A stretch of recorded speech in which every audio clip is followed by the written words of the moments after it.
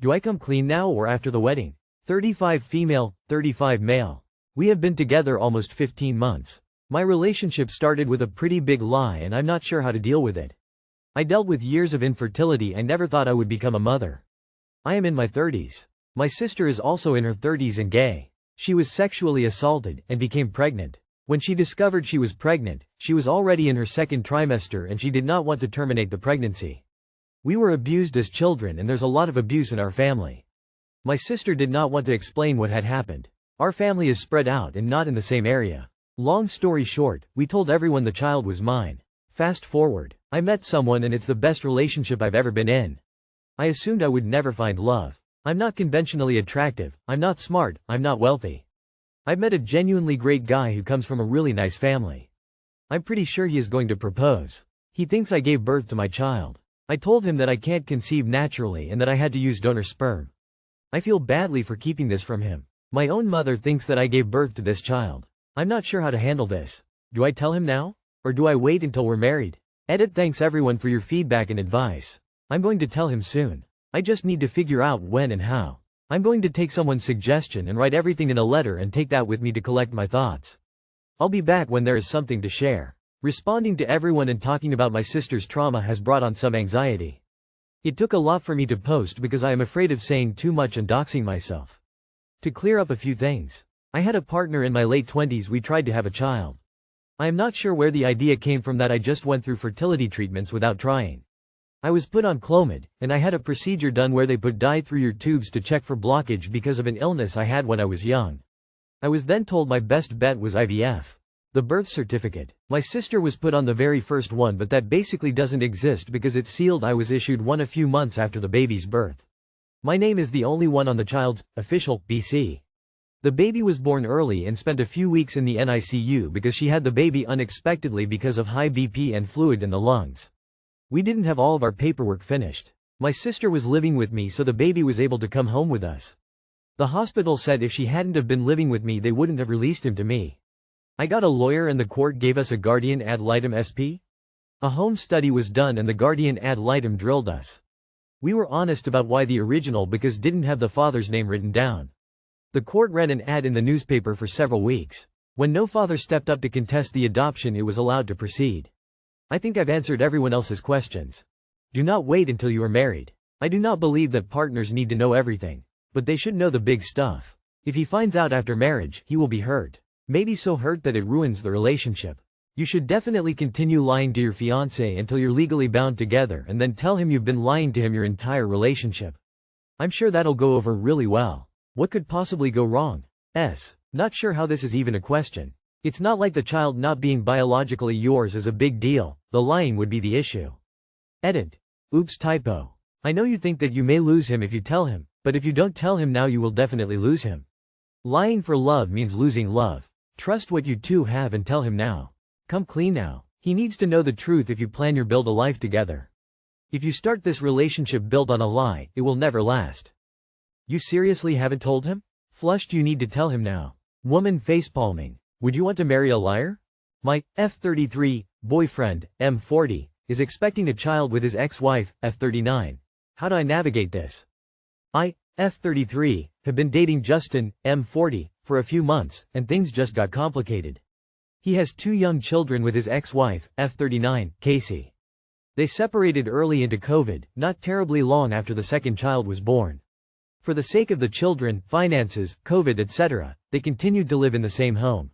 He likens it to a roommate arrangement in separated bedrooms. They've both had relationships with other people since separating, and for the most part, have been amicable. Casey has now announced she's pregnant, early into second trimester. She was pregnant before Justin and I started dating, but she has just told him now. He had provided sperm samples in the past when they were trying for another child. Justin was not aware that Casey was trying to get pregnant at all, or that she was using his sperm. He loves children, so he is of course, very happy. So now my boyfriend is having a child with his ex-wife. So far, I haven't had an issue with them still living together. I don't agree with it necessarily, the misleading of their children, but I do understand why they're doing it. He had told me before the pregnancy announcement that he was still planning to live with her for some time. He likes how their arrangement has been for their kids. And I was fine with that. I was not planning to rush into moving in with him, should our relationship progress as it has been. Normally, I would not be concerned about looking so far ahead this early into a relationship, but this situation is forcing me to. I'm trying to determine if this relationship can work. Edit 1. She works in the medical field, which is how the specimens were accessible. Update. I showed this to him, and somehow I am the bad guy for it. Go figure. It's done now, thank you for weighing in Reddit. Lol, sperm samples? They obviously had sex. I've never heard of anyone getting pregnant in this way. If he provided sperm samples, they would be in the possession of a medical lab, not in her possession. How would she get hold of them? How would they still be viable? In a word, or rather in part of a word, Seuss. Get out of it. They still a couple, they will be raising a kid, you're side piece here. Stay away from this broken family's mess before it makes you regret ever meeting him. She definitely used a sample of his live penis. Op FFS. Wake the fuck up. He lives with his wife and she announced her pregnancy, they're not just roommates. He is lying to you extravagantly. Don't compound this error by lying to yourself too. Dump this lying cheater. I 35F went on a date with my 35M best friend, is how I am feeling a normal response. I 35F went out on a date a week ago with a friend 35 male who I've been friends with for 3 years. We have a lot in common. We are both single parents, we play video games together, we love anime, etc. He makes me laugh, I can be myself around him.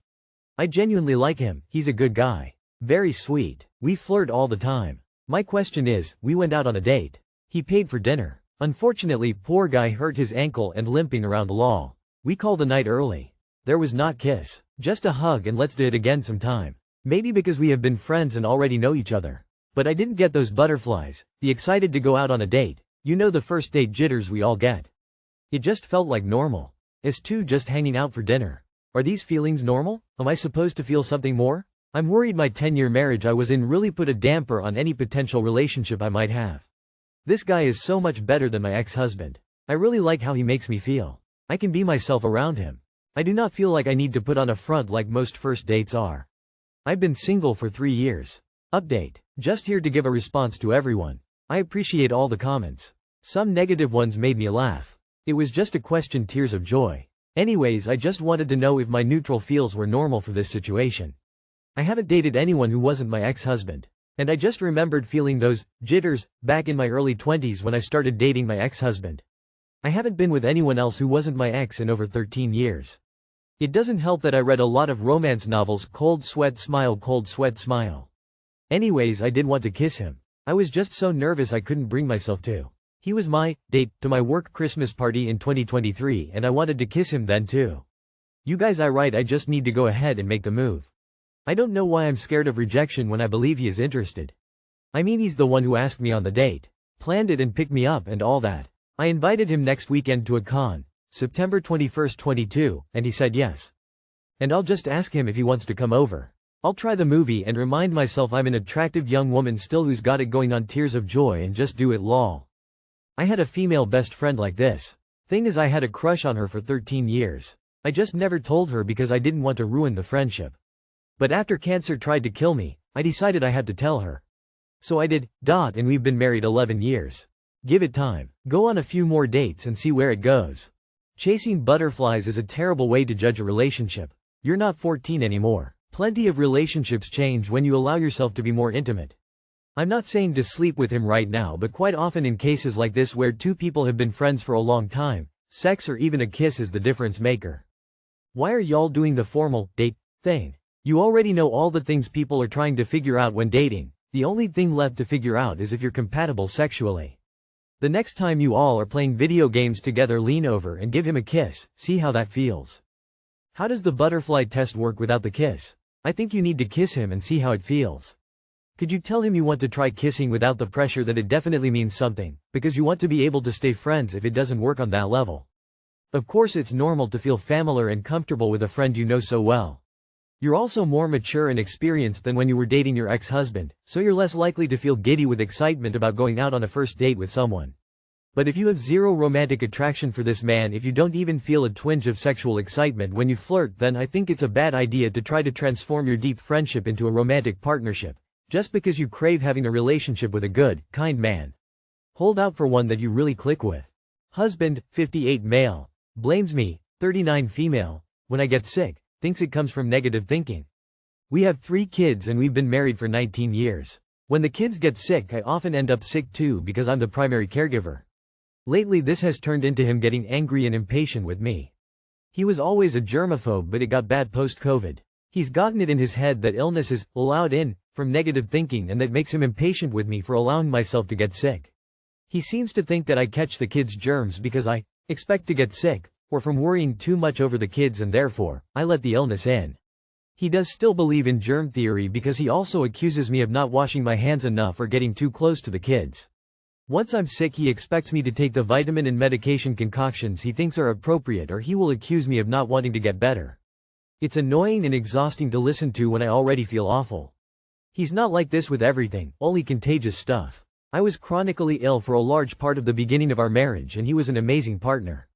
He's not mean to the kids when they get sick. He doesn't blame them because kids are germ factories.